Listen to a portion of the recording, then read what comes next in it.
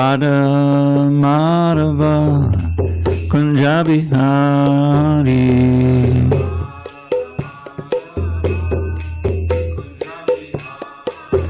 Jaya Radha Madhava Kunja Bihari.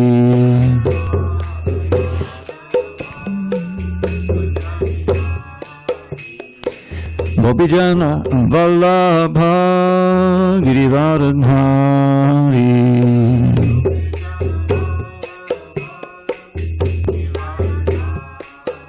Jaya Gopijana Vallabha Girivardhari.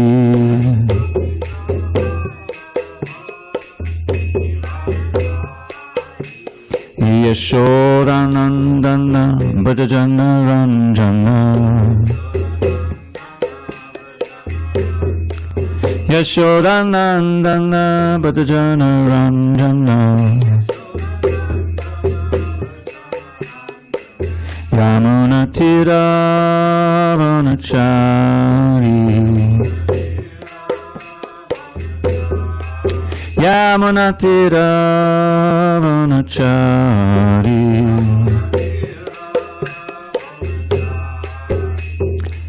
Hare Krishna, Hare Krishna, Krishna Krishna, Hare Hare, Hare Rama, Hare Rama, Rama Rama, Hare Hare.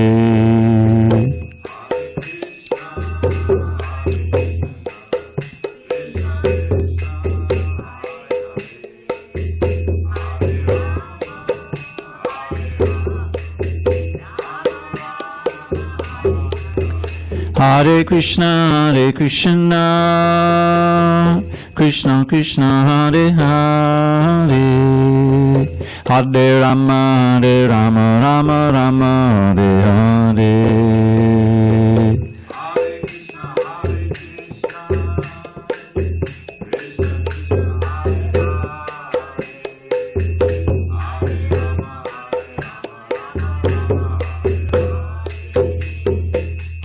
Hare Krishna, Hare Krishna, Krishna Krishna, Hare Hare, Hare Rama, Hare Rama, Rama Rama, Hare Hare.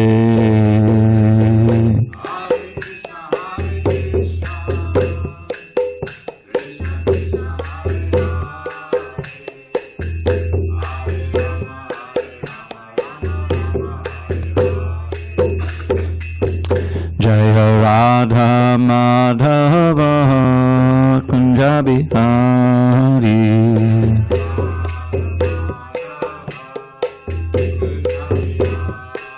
Jaya Radha Madhava Kunja Bihari.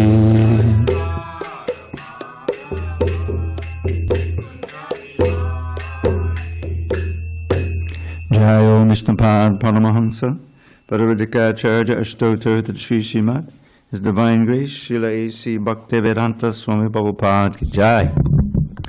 ISKCON BBD Founder Acharya Srila Prabhupada ki Jai.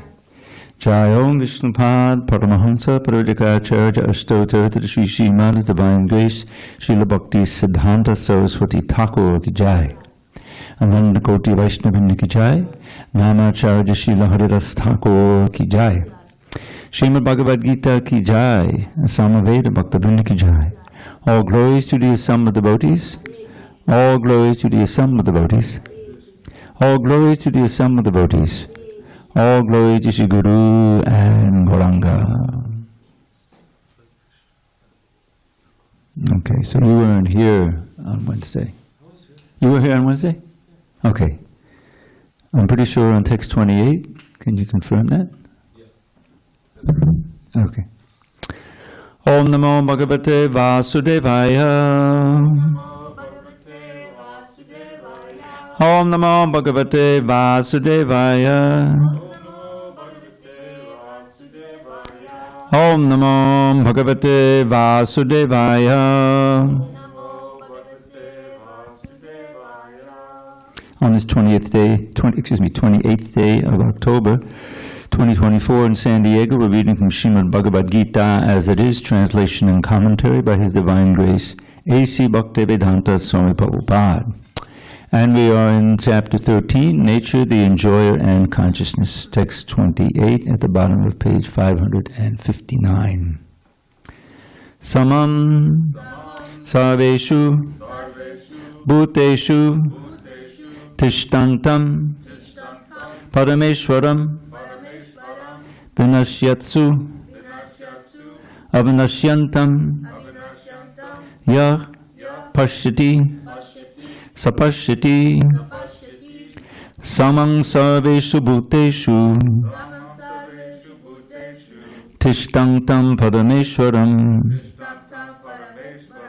Vinashyat Svavinashyantam Yak Pashyati Sapashyati Samang Sarveshu Bhuteshu Tishtantam Parameshwaram Vinashyat Svavinashyantam Yak Pashyati Sapashyati Samang Sarveshu Bhuteshu Tishtantam Parameshwaram Vinashyat Svavinashyantam Yak Pashyati Sapashyati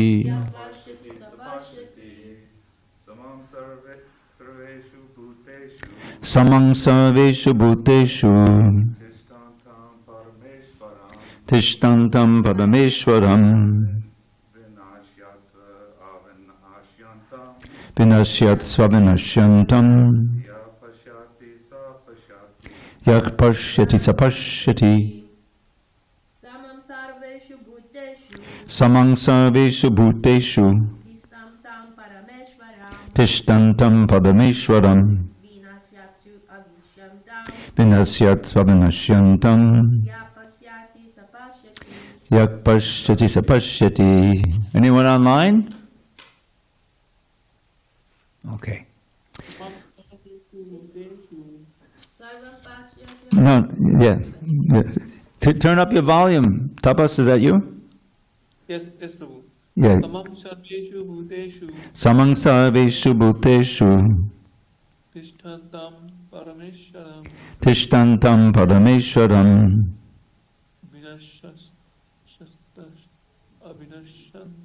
Vinashyat Svavinashyantam Yak Pashyati Sapashyati. Tapas, I know that in Krishna consciousness, hearing is just as good as seeing, but when are we going to see you again? 3rd November, Prabhu. What was that? We couldn't hear you, Tapas. 3rd November. November 3rd. November 3rd? Yeah, 3rd November. Yes, Prabhu. Okay, that's not too far off. Haribol. Haribol. Samam equally, Sarveshu in all, Bhuteshu living entities. Tishtantam residing, Padama Ishwaram, the Supersoul.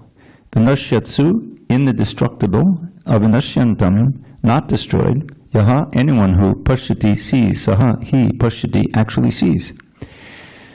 Translation: one who sees the Supersoul accompanying the individual soul in all bodies, and who understands that neither the soul nor the Supersoul within the destructible body is ever destroyed, actually sees. Purport: anyone who, by good association, can see three things combined together, the body, the proprietor of the body or individual soul, and the friend of the individual soul, is actually in knowledge. Unless one has the association of a real knower of spiritual subjects, one cannot see these three things. Those who do not have such association are ignorant. They simply see the body, and they think that when the body is destroyed, everything is finished. But actually, it is not so. After the destruction of the body, both the soul and the Supersoul exist, and they go on eternally in many various moving and non-moving forms. The Sanskrit word Parameshwara is sometimes translated as the individual soul, because the soul is the master of the body, and after destruction of the body he transfers to another form. In that way he is master.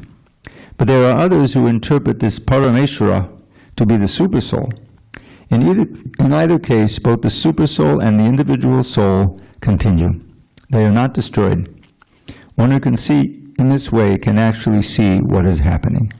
Om jnana timirandasya jnanandana salakaya chakshu unmilitam mena tasmai shri gurave namaha. I was born in the darkest of ignorance, but my spiritual master, Srila Prabhupada, opened my eyes with the torchlight of knowledge. I offer my humble obeisance unto him and all members of Sri Parampara, the disciplic succession. So, there's a certain theme here. First of all, Arjuna asked, I think, 6 questions at the beginning of this chapter, and it's always good to go back and review those, because they give kind of an outline of the whole chapter. Arjuna said, this is text 1, My dear Krishna, I wish to know about Prakriti, nature, Purusha, the enjoyer, and the field and the knower of the field, and of knowledge and the object of knowledge. So now, and then Krishna systematically answered. He explains that the Prakriti, or nature, is the 5 gross and the subtle elements. There's 8 elements. That's commonly known as Prakriti. And then there's the enjoyer. Now the enjoyer is the individual soul in the body, that in this context. And then the field is the body itself. And knowledge and the object of knowledge. So that'll be explained in text 8 to 12. There's a whole list of elements of knowledge. And many of them give you the prerequisite that you have to develop in order to achieve transcendental knowledge. That's the idea. And then Krishna goes on to explain, okay, what is the field? The field is, this body is called the field, or Kshetra. And one who knows the body is called the knower of the field, the Kshetra Gya. But then Krishna says in the 3rd verse, Kshetra Gyam Chapimam Vidi, I am also the knower of each field. And so, you should understand that I am also the knower in all the bodies, and to understand the body and its knowers is called knowledge. That is my opinion. Now that's not what we have in the book right now, but that's what I've been doing some research. This is the very chapter that I've been reviewing.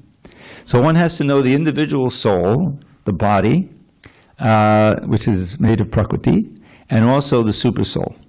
And then when you know all of the relationships between those, then you can really get knowledge. So then he describes the field of activity, and in text 6 to 7, then the knowledge is described in 8 to 12, and there's a very nice long purport describing all of these elements, beginning with, well, what's the beginning of real knowledge? Humility. And then adambitvam. Now adambitvam is commonly defined as pridelessness, and that's pridelessness in the sense of not showing a pretension of being a religious person. Damba is really hypocrisy, trying to be something you're not. And this goes on all over the place, you can see that. So being free from that propensity to accept who you are, actually the stage you're in, and not to try to get some false prestige, that's a dambitvam. Ahimsa is nonviolence. Now nonviolence, I was just studying that, just reading it because I said I was going over this chapter. Ahimsa means, as we know, nonviolence. The word I'm sure it's an English word. It became famous in Gandhi's movement. But Prabhupada defines it in an interesting way.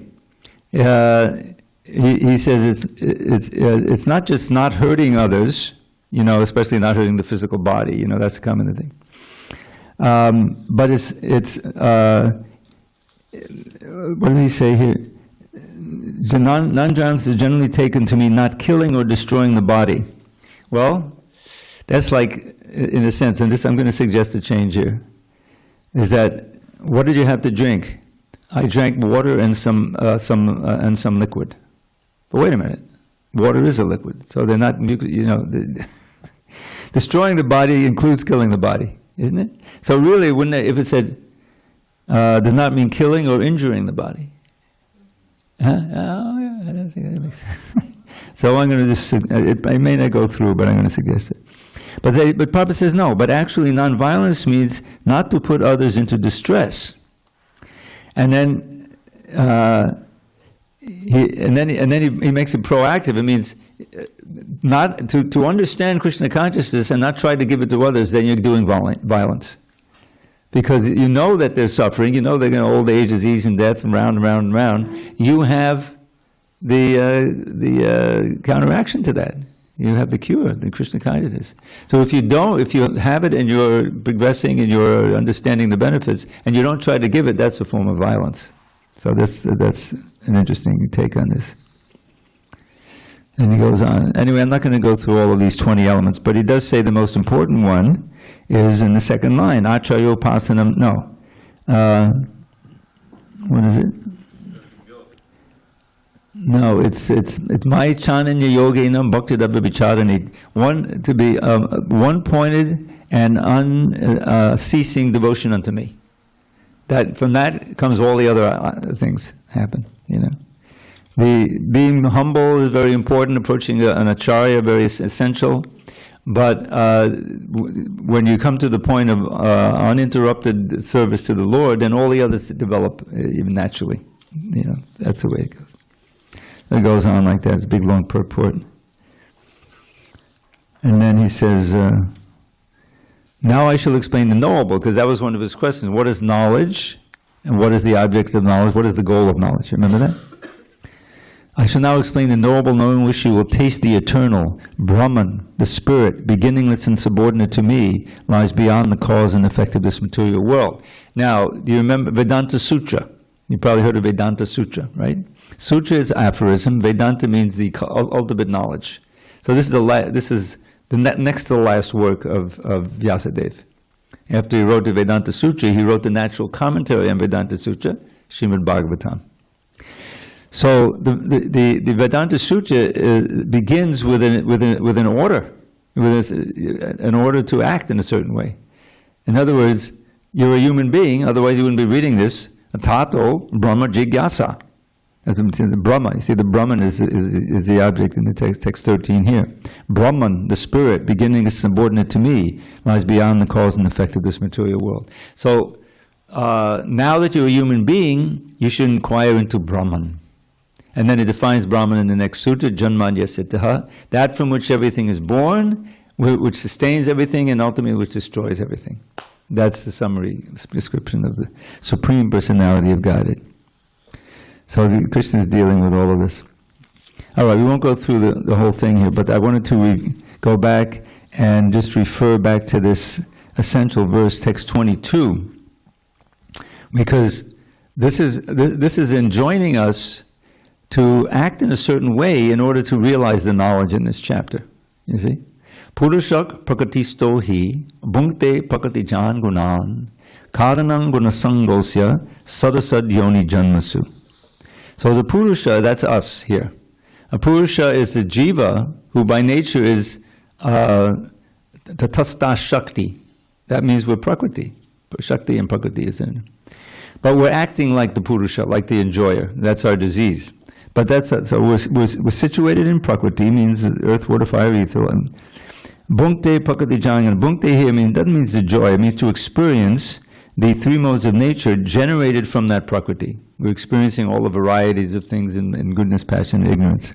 Now, Karanam, the cause, Gunasanga, as we associate with those modes of nature, we determine our destiny in Sadasad Yoni Janmasu. We get births in good or bad wombs. In other words, favorable or unfavorable birth. We can lose the human form of life if we associate too much with the mode of ignorance, acting like animals, then we become an animal. If you want to be naked, you can become a tree, and that we make the choice. We make that association that forms a certain consciousness that determines our next birth. So this is a very important verse because it gives us the agency, the free will, and of determining our future, and that's there throughout the whole Bhagavad Gita. Then he defines who is that Supersoul, Upadrashta Anumanta. I am that Supersoul, the permitter and the overseer. Krishna is watching everything we do. He understands all our thoughts, our activities, and if we want to do something, then he has a little computer in there, and he's able to review, are they actually, is he deserve to be able to get this? because he knows everything. So the no computer is the best computer. Instant knowledge says, okay, he's worthy to have this and not this, and so you can do it. So that means the permitter, overseer and permitter, anumanta. Yet in the body there is another transcendental enjoyer who is the Lord, the supreme proprietor, who exists as the overseer, and permitter is known as the Supersoul. Now this happens throughout the Gita, that Krishna is actually speaking about himself or his expansion as the Supersoul, but now he's speaking in third person. And in another place he'll say, I am that Supersoul in the heart. But here he's speaking as the Guru. He says, there's a Supersoul there. All right. Now, if one understands this philosophy concerning material nature, living entity, interaction, and modes of nature, he's sure to attain liberation. He will not take birth here again, regardless of his present position. Now, what does it mean to understand? This is a very important point. Understand just doesn't mean theoretical. That's jnana. You've got to have vijnana. Vijnana means you understand and you're ready to act in such a way that to achieve the goal of life. That's real understanding. Not just to memorize the verse and then go and do whatever, I know. Amanitvam madam vitvam mahingsacharantavam. No, it has to be a change of lifestyle. Okay, so we did 828. Okay, I'm just reviewing now. Okay, just a few more. So then he's speaking about the Supersoul. This is part of answering the question, because when Arjuna wanted to know who is the Kshetragya, who is the knower of the field, but it turns out there's two knowers. There's the individual knower, the individual soul, and the Supersoul. So then he's talking about perceiving the Supersoul through meditation, others through cultivation of knowledge, and still others through working without food of desires. So this is different kinds of yoga. But of course, devotees, we don't really do any of that. I mean, well, we do all of it, but it's all subsumed under bhakti. Here. Again, there are others, in text 26, although not conversant in spiritual knowledge, begin to worship the Supreme Person upon hearing about him from others. That's where we fit in. I mean, I wasn't, I was doing a little hatha yoga before I joined, but it wasn't really resulting in much knowledge. It was a little more limber. But by hearing, by reading Prabhupada's books, which is a form of hearing, then you become, you begin to worship the Supreme Person. Because of their tendency to hear from others, they also transcend the path of birth and death. And then this is the previous verse, whatever you see in existence, both the moving and non-moving, is only a combination of the field of activities and the knower of the field. So he's repeating again, and that's where we are today. That's what we read today. So are there any questions? Go ahead. Hare Krishna. Since you're reviewing this chapter, it says anyone who by good association can see the three things combined together, the body, the proprietor of the body, or individual soul. And then, but back on 23, it says the Lord is the supreme proprietor. Yeah. So the proprietor. So that's why, we want to. In the earlier verses I've been going through, I haven't reached that point yet, as I say, to always distinguish between the individual soul, the individual proprietor, and the supreme proprietor. Yeah. So we're going to try to do that, so there's no confusion. Yeah, because it says the soul. It says one who knows the field and the knower of the field. But he just said the two knowers of the field. So you have, it gets confusing. Which knower you're talking about? Which proprietor? Yeah. I mean, we are pretending to be the proprietor. We're acting like the proprietor, but ultimately we're not. Otherwise, we wouldn't have any suffering. We're not in control. We don't pretend to be in control. All right. Then we went 28.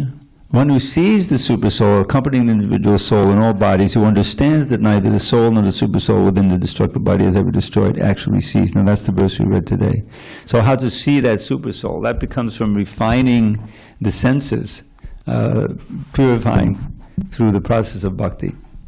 And then you get, Krishna reveals more and more, so you can actually see differently.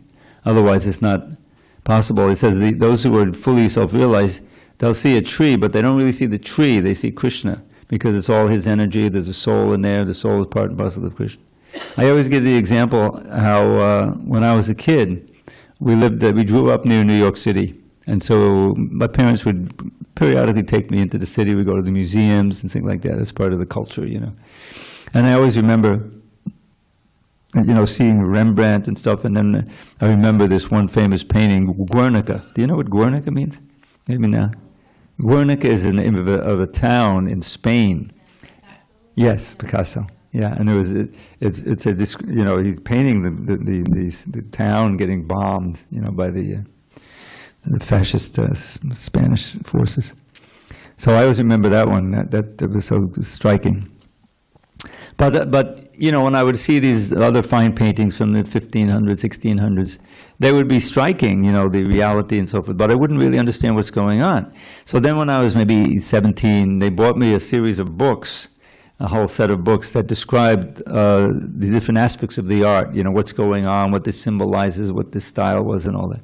So when I read that, then when I would go to the museums, I would see the paintings differently. Just like if someone walks in here, what are they going to get out of this painting of Lord Chaitanya dancing? They don't, I mean, it's nice, you know, it's cool, but what does it mean, you know? But a devotee sees it, oh, there's Lord Chaitanya with his, you know, the rest of the Panchatam with his dancing through the town of Navadvip. And you understand so much. There's Lord Ram, you know, Ramchandra, and that's a whole other reality, you know. We used to have, this is way before your time, we used to have little explanations of the paintings on the little metal signs, you know. But then we painted the whole place and they never went back up there. But it gives a chance to devotees, you know, oh, let's go around and see, you know, you can explain these. By the time you're around, you're in ecstasy, the people don't know so much. So seeing through the eyes of knowledge is a different thing. And that's what you acquire by Krishna consciousness. All right, let's do 29. Samam pashyan hi sarvatra. Isn't that the verse we're on? Okay, 560. Samam pashyan hi sarvatra. Samavastitamishwaram. Nahanasyatmanatmanam. Tato yati param gatim. Now, each of these verses has a pashyati, the seeing. The first one is sapashyati, yak pashyati sapashyati. You know, one who sees that way actually sees. So this one also has this seeing beginning. One who sees the Supersoul equally present everywhere, in every living being, does not degrade himself by his mind. Thus he approaches the transcendental destination. Purport. The living entity, by accepting his material existence, has become situated differently than in his spiritual existence. But if one understands that the Supreme is situated in his Paramatma manifestation everywhere, that is, if one can see the presence of the Supreme Personality of Godhead in every living thing, he does not degrade himself by a destructive mentality, and he therefore gradually advances to the spiritual world. The mind is generally addicted to sense-gratifying processes. But when the mind turns to the Supersoul, one becomes advanced in spiritual understanding. And turning our mind to the Supersoul or to Krishna is the whole process of Bhakti Yoga, beginning with the chanting of the holy name. You know, just to understand, you know, theoretically, if you will, that the holy name is not different from Krishna. And if you can hear that name, you're actually associating with God. If you believe that, that's a good impetus to chant. You know the benefits of that, how purifying it is, how you can, you know, actually go back home, back to Godhead. This is a great impetus to chant, and it actually works because the holy name is always effective if you chant it, especially if you chant it with devotion or with attention. That's what powers this whole movement. That's why it spreads, because people are being transformed and they're in different stages of the transformation. But it's all very positive. You know, you find you can live in this world, be more tolerant, you know, without so much anxiety, you know, because you're connected up to Krishna, and it's a wonderful. And that's just the first stages, you know. Ultimately culminates in eternal bliss, a life of eternally increasing bliss. Who can imagine? what that is. But that's what we're promised. That's what the reality is. And again, the word seeing is here. You see, the seeing. Someone Pashan, he saw about that. He sees the Supersoul present everywhere. And not only in the animate objects, but even in the inanimate. We know that the Supersoul is there in every atom from the Brahma Samhita. Andantarasta padamano chayantarastam. So he's speaking about the universe. Anda is like an egg. It's not Brahma's egg, Brahmanda. See? So andantarasta, within that great anda, that universe, andantarasta, paramanu. Paramanu means supremely small. That's a word for atom in Sanskrit. Paramanu chayantarastam. He is present as in every one of those atoms throughout this vast universe, sustaining that little atom, which when you put it together, there's molecules, and then it makes the thing. And so ultimately you've got the planets and our bodies and everything. They're all made of atoms. Supersoul is pervading. He's also present in the heart. So if you know that, and you look at the world, Krishna's everywhere, isn't it? You can remember it. But as soon as you get into the enjoying mood, then that vision is taken away. Then you become the controller, little controller. That's a disease. All right, text 30. Prakratyaiva chakarmani kriyamanani sarvashaha yak pashyati tatatmanam akartadam sapashyati. A lot of pashyatis. They're all about seeing. Every verse has the word see in it, at least once, sometimes twice. One who can see that all activities are performed by the body, which is created of material nature, and sees that the self does nothing, actually sees. The self is that individual soul. Purport. This body is made by material nature under the direction of the Supersoul. And whatever activities are going on in respect to one's body are not his doing. Whatever one is supposed to do, either for happiness or for distress, one is forced to do because of the bodily constitution. The self, however, is outside all these bodily activities. This body is given according to one's past desires. To fulfill desires, one is given the body, with which he acts accordingly. Practically speaking, the body is a machine designed by the Supreme Lord to fulfill desires. Because of desires, one is put into difficult circumstances to suffer or to enjoy. This transcendental vision of the living entity, when developed, makes one separate from bodily activities. One who has such a vision is an actual seer. So this comes up several times in the Bhagavad Gita. The idea that the realized soul, I think in the 5th chapter, and there's a whole list of things that you're doing: seeing, hearing, moving, breathing. He knows that he's not doing anything. It's actually just the 3 modes of material nature working, and that he's just like the observer. So, but then the more advanced position is to understand, okay, that I'm not doing anything, but by my desire and by my will, I can determine some of what's going on here. I mean, there's all kinds of things going on in the body that I have no idea. That's going to happen. But there's a lot, with these active senses, I can decide to do this, or decide to do nothing, and just sleep.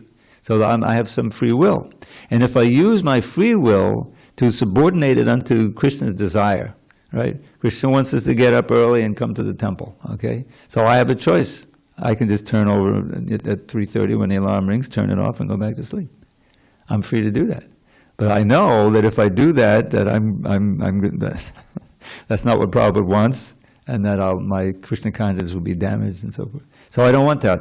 And so I get in the habit of getting up, coming to the temple, getting up. So that's the proper use of the body. It's a temporary vehicle, we understand that, and ultimately it's all being done by nature, but our desire, the Supersoul knows, then he arranges for nature to act in the way that we want. And he's much more, and he's pleased with that because we're doing it ultimately for him. Otherwise, we're separate from him. He's just sanctioning, this soul and his millions and trillions of souls. Continuing their entanglement in he's infinitely patient, but at the same time, he tries to affect, by from within and also from without, through the Shastra, through the Guru, and through other devotees, Sangha, the Sangha. Okay, the self that actually sees. Text 31. Yada bhuta patak bhavam. Isn't it? Okay, I'll try it again. Yada bhuta patak bhavam ekastam anupashyati tata eva ta vistaram brahma sampadhyate tada. When a sensible man ceases to see different identities due to different material bodies, and he sees how beings are expanded everywhere, he attains to the Brahman conception. Purport. When one can see that the various bodies of living entities arise due to the different desires of the individual soul, and do not actually belong to the soul itself, one actually sees, in the material conception of life, we find someone a demigod, someone a human being, a dog, a cat, etc. This is material vision, not actual vision. This material differentiation is due to a material conception of life. After the destruction of the material body, the spirit soul is one. The spirit soul, due to contact with material nature, gets different types of bodies. When one can see this, he attains spiritual vision. Thus, being freed from differentiations like man, animal, big, low, etc., one becomes purified in his consciousness and able to develop Krishna consciousness in his spiritual identity. How he then sees things will be explained in the next verse. Okay. So, this is the material vision is always distinguishing between things. The first thing is, can I enjoy this or not? Or this is not interesting to me. You know, like that. This is what's going on. Yeah, what will I gain? Or I don't care about that. Let me go to, you know, like that. But I always give the example, you know, hundreds of people certainly drive by this temple every day. And they may look up there, oh, Hare Krishna, you know, and then they go keep driving. Because it doesn't interest them, you know. But a devotee who is traveling around the United States, you know, to see the different temples coming from India or whatever, you know, when they see that Hare Krishna, oh, this is the San Diego temple, I heard about how nice the deities were, you know, so they try to find a parking place. That in itself may be the greatest austerity. And then, and so there's the interest, you know, there's already attraction, you know. So that's the way everyone is working, even on the material level. They have a certain set of things that they know gave them pleasure yesterday. Maybe they'll give, you know, I'll go buy that food in Ralph's or something and cook it. So there's a whole set of unfulfilled desires, and then if they can, they fulfill them each day. It goes on like that. But as they do that, the body is changing, it's getting older, and ultimately you come to that point, oh, I can't enjoy those things I used to enjoy, you know, because now I've got diabetes, sorry, my doctor told me, or whatever. So that's material life. It's a constant, you know, there's hope, there's a few experiences of pleasure, subtle or gross, you know, as it goes on. It may last for months or years, but ultimately it's destroyed. They're separated from you, or it's separated. It's like this wonderful verse in Prahlad's prayers. I always come back to this. It's so enlightening. Yasmat priya priya viyoga sayoga janma shokagnina sakalayona shadahyamana dukaushadam tadapi dukam atadhyaham bhuman bhamame padame tabadasya yogam. So he's saying there, yasmat, from this, from what? Priya apriya viyoga sanyoga. So, priyam apriya viyoga sayoga. So priya are those things which are dear to you, which give you pleasure, which give you comfort that you want. So there's, the foremost of those is the body and the health of the body, right? That's like, you know, sound foundational.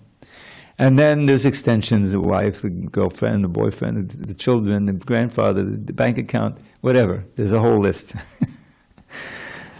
So those are dear to you. And at a certain point in your life, you have the facility to enjoy them. And so that's why they're dear, you see. But unfortunately, due to time and circumstances and your karma, you're separated from those things. If nothing else, you just get old and you lose your health, which is the most dear thing, which enables you to enjoy everything. So that's a big disappointment. But there's a whole other list, people and things and abilities and whatever. So that's a source of anxiety, shoka. Shoka means lamentation. On the other side, there's the apriya, those things which are anything but dear to you. They're abhorrent, they're painful, you want to try to avoid them. So that's apriya, but that's sayoga. You're made to associate with those. They're forced upon you. Old age, disease, death, you can't do anything about it. And a whole list of other smaller things that can make your life miserable. So he's describing material life very succinctly. And he's taking the role, Prahlad, of a conditioned soul here. This is what the great souls often do in their songs. You'll see Narottam Das, Bhaktivinoda. Oh, I haven't got even a smidgen of love for you. I've simply spent my life.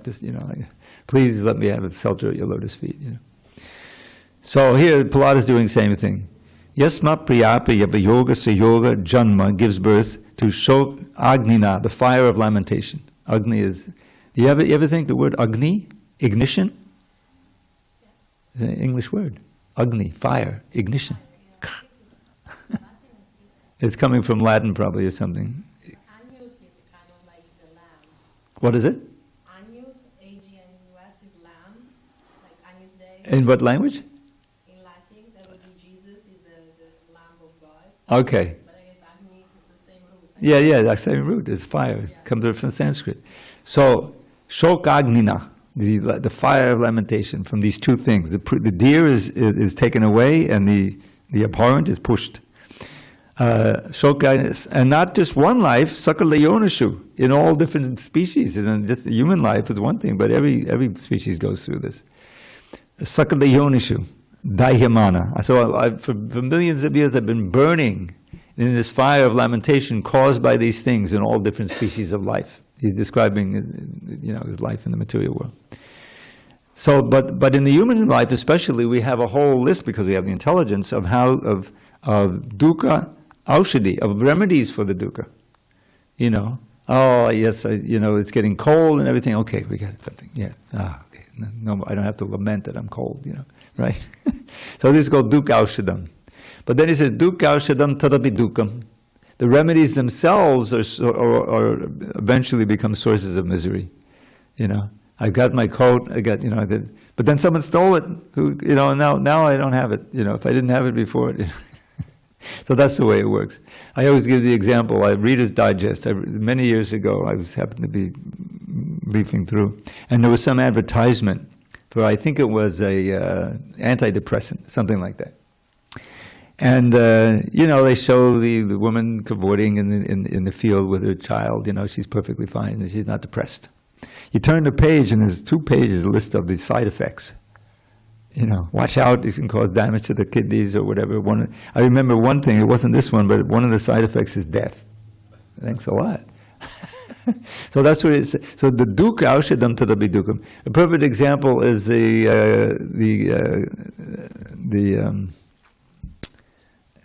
what is it? The climate change gases, right? What do they call them? Greenhouse gases. In other words, very nice. I got a car, I can go much farther and faster than I used to be before the whole culture was built on it, But as everyone gets into it, gradually that's a sort that dukkha aushadam, which is a solution to the misery of not being able to go faster and farther than you could, now becomes a source of misery itself. So dukkha aushadam tadapi dukkham. That aushadhi is itself a source of dukkha. And then the root of the whole problem, atadhi aham, which means I'm thinking I'm something I'm not. I'm thinking I'm this body. So then the last line he gives the solution. He's speaking to Nrsingadev. This is a prayer to Lord Nrsingadev, Prahlad. And he said, Bhuman, O great soul, O great entity, O Lord, Bhuman brahmami vadame tavadasya yogam. Please instruct this wandering soul in the science and art of bhakti yoga, of dasya yoga, service of you. So it's a wonderful verse, but it really is so illuminating. Yeah, this is what life in this world is. You think you got it made, then time passes, and the things that you're treasuring, my stock went down, and now it's worth nothing. Whatever it may be. But that's the magic of Krishna consciousness. It's always there. If you get up and if you just chant, as long as you could chant, and even if you can't chant anymore, you can remember, and if you're remembering, then you feel okay. And you can pass out of this body, like we've had experience, even our own There's Shamali and Rajendanandana and Radhanath Prabhu and others that passed from here. And they were very peaceful, you know, and not like, because I worked in a hospital, I saw people die, it was nightmarish. All right, so it's getting late. This is 2 minutes fast, so it's not, right? Unfortunately, that one is slow. They put them all together and we're just, I'm telling you, I carefully watch these. All right, where are we? 32. Anaditvan nirgunat bhat panamatma hemabhyayaha sharirostopi konteya nakaroti sanlipyate nalipyate. Those with the vision of eternity can see that the imperishable soul is transcendental, eternal, and beyond the modes of nature. Despite contact with the material body, O Arjuna, the soul neither does anything nor is entangled. Purport: a living entity appears to be born because of the birth of the material body, but actually the living entity is eternal. He is not born, and in spite of his being situated in a material body, he is transcendental and eternal. Thus he cannot be destroyed. By nature he is full of bliss. He does not engage himself in any material activities. Therefore the activities performed due to his contact with material bodies do not entangle him. So this is the... but to understand this, one has to be enlightened and work at it. Otherwise, you know, you get... But you can see that, and by nature he's full of bliss. I mean, that's such a comforting statement. All you have to do is get back to our eternal nature, and then we never have to be unhappy again. Even when the body's dying, just like, I'll never forget this, you know, Yamunapati's daughter, that was Shamali, she passed away, you were here at that time?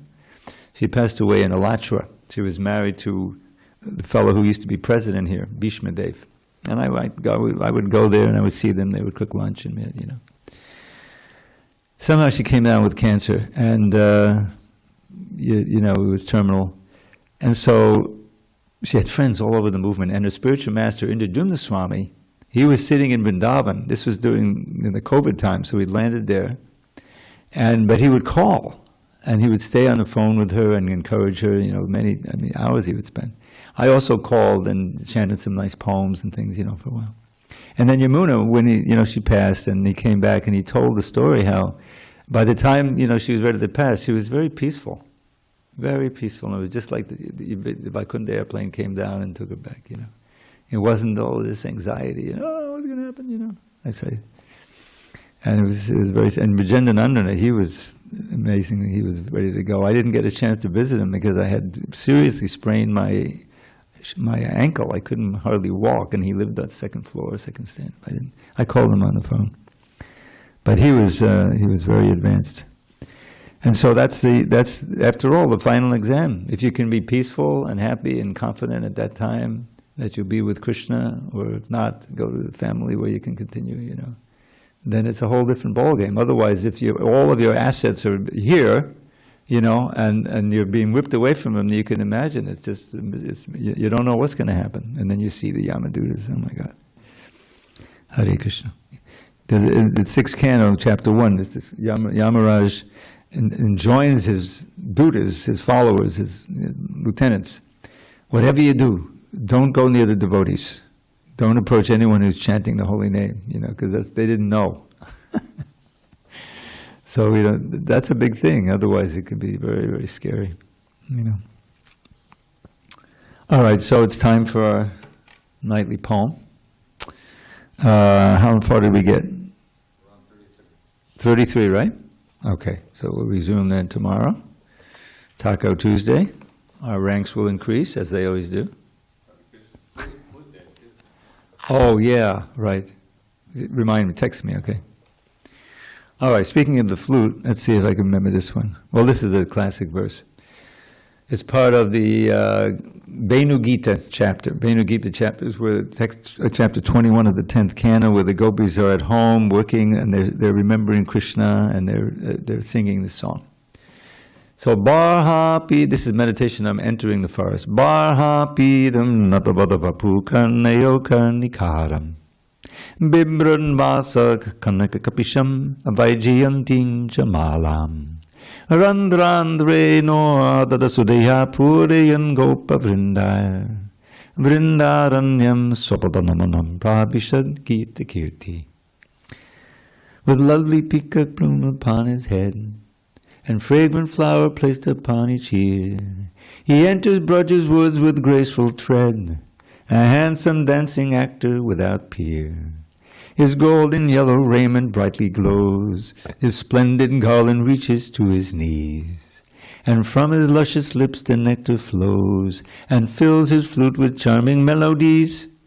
As Krishna thus begins his blissful day, with cowherd friends who sing his glory sweet, he beautifies Vrindavan's forest way, with fine impressions of his lotus feet. You can have it for free. And just repeat. You just morning, repeat it in the morning, then at noon again, and then the evening. And you'll see, you go back to Goddess. All glories to Prabhupada.